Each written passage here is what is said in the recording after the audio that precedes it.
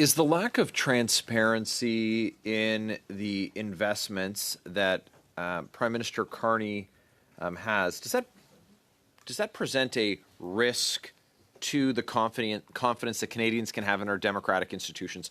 Specifically, you look at things like the global transition funds that he set up when he was at Brookfield.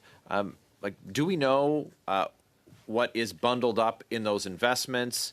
Of the investments that are included, who is benefiting from those investments that Brookfield made? Which foreign state or adversarial state owned enterprises or controlled enterprises, for example, and investments that are domiciled in offshore tax havens. Is that lack of transparency, does it present a challenge in your view when Parliament, when the media, when members of the public are trying to have clarity and certainty around the interests that a public office holder has? We hear that, we'll just leave this all in the hands of the ethics commissioner, but there's some opaqueness that the ethics commissioner isn't able to cut through as well, and certainly doesn't have a mandate to dig into in the level of detail that you have, the relationships that led to some of those investment decisions. Thank you for the question. In my reporting, the nature of the many different investments that Brookfield has with Chinese state entities, there are some investments connecting to Middle Eastern entities. As you said, I reported on the nature of investment funds or vehicles run through lower transparency jurisdictions in the Caribbean. I think all of those do present fair questions for Canadians that follow these matters closely.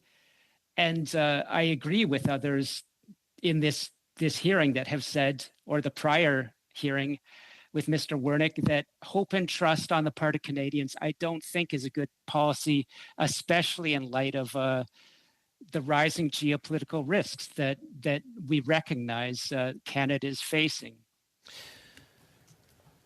It's been proposed by some and discussed here at this committee that the term in the Act that requires that the public office holder divest of their controlled assets, that the definition that allows them to simply move them into a blind trust doesn't achieve what we now see with the fullness of time, what we need to have happen in order to maintain Canadians' confidence. Do you think that divesting by having the public office holder sell their assets and then have the funds managed and reinvested in trust would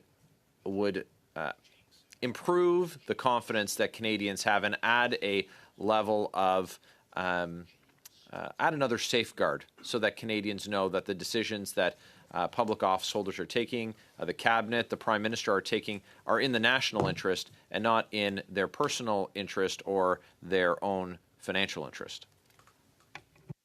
I absolutely think that that's a step that would give the average Canadian a greater level of confidence.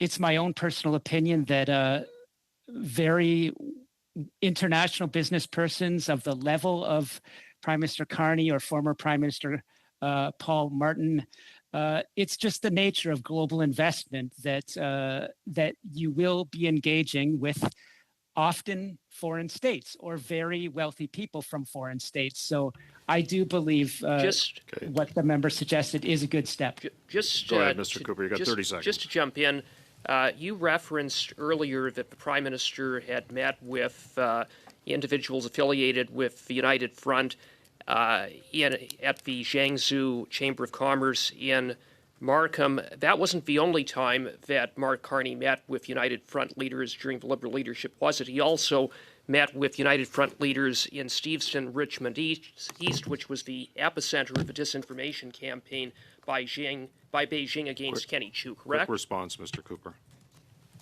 I recognized from open reporting from my colleague Bob Mackin in Vancouver that video evidence did show that United Front associated members were at that meeting with Mr. Carney. Okay, thank you, Mr. Cooper.